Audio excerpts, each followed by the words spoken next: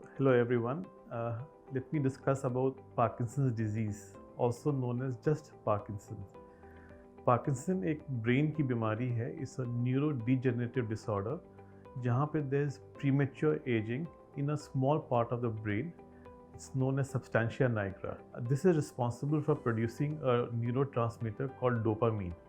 तो Parkinson disease is a disease of the brain जहाँ पे ब्रेन में डोपामीन के कॉन्सेंट्रेशन, डोपामीन के लेवल्स कम हो जाते हैं, and that is what is responsible for all the features of Parkinson's.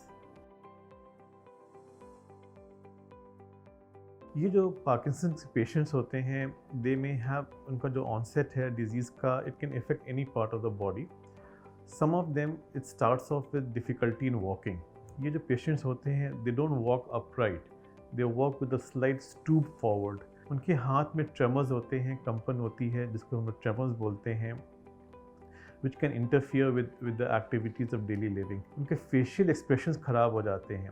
Normally जबकि हम लोग बात करते हैं, स्पीक करते हैं, सो हमारे फेशियल एक्सप्रेशंस चेंज.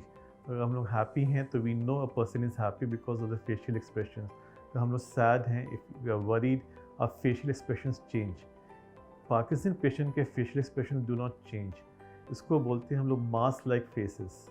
उनकी आवाज़ बदल जाती है. They speak softly and you'll feel कि कई कई पेशेंट्स के रिलेटिव्स आते हैं, ये बताते हैं कि कहीं डॉक्टर साहब हम तो डेफ नहीं हो रहे हैं, क्योंकि पापा की या मम्मी की आवाज़, we have to strain to hear what they are saying. The sense of smell may be affected, constipation, sleep disturbances. ऐसे पेशेंट्स में they have lot of sleep related phenomena. जो पहले नॉर्मल स्लीप था, now they start fighting in the sleep, they start speaking out in the sleep, they may even start falling off the bed.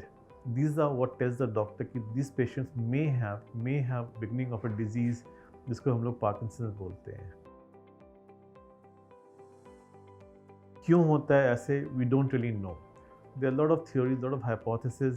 Genetic factors to some extent play a role in Parkinson's disease. Most जो Parkinson patients होते हैं, they do not have a genetic component. But in about 5 to 10% patients होते हैं, इनमें genetic factors important होते हैं, and they have earlier onset of Parkinson's disease.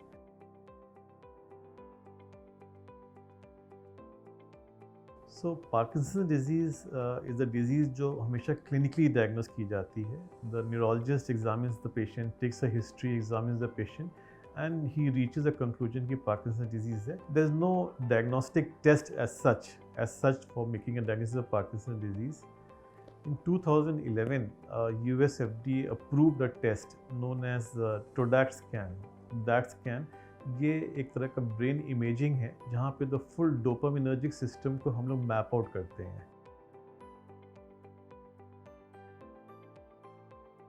We have an array of medicines for Parkinson's disease. The most important medicine is of course dopamine replacement, जिसको levodopa बोलते हैं हम लोग. But there are number of medicines जो हमारे पास available हैं. बहुत advance Parkinson disease में एक एडिशनल ऑप्शन है जो इंडिया में भी अवेलेबल है for the last more than a decade.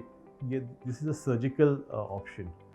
Surgical option को हम लोग बोलते हैं DBS, जिसका फुल फॉर्म है डीप ब्रेन स्टिमुलेशन, जहाँ पे ब्रेन में पेस मेकर डाला जाता है. जस्ट लाइक हार्ट पे पेस मेकर डालते हैं, वैसे ब्रेन में भी we can put a pacemaker, जिसमें लीड्स डाली जाती है ब्रेन के अंदर, and just under the skin on the chest battery बड़ी की जाती है, and we give small impulses of current to the brain, जो हेल्प करता है इन reducing the symptoms and signs of Parkinson's disease.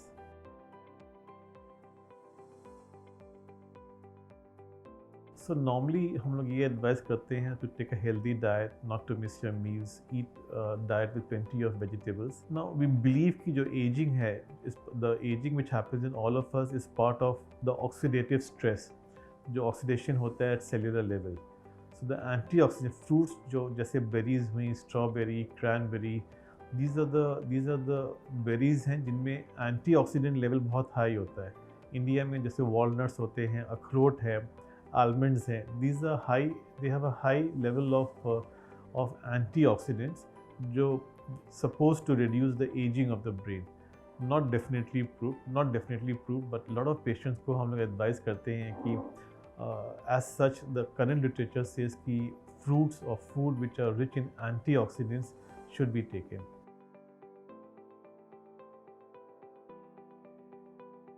So Parkinson disease के patient जो होते हैं, we encourage them to lead more or less a normal life. Normal life with medicines, they can continue to drive, they can continue to go to work, they can continue to have a family, look after the children. कुछ मना नहीं होता.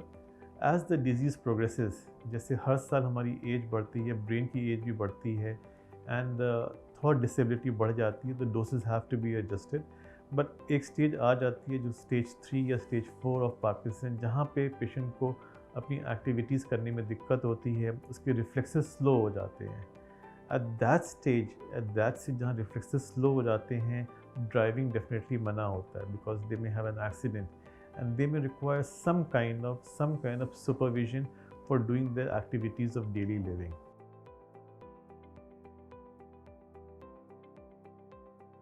In conclusion, Parkinson disease is something जो किसी को नहीं होनी चाहिए, and we hope and we pray किसी को नहीं हो, but किसी को अगर होती है तो it's not such a bad disease.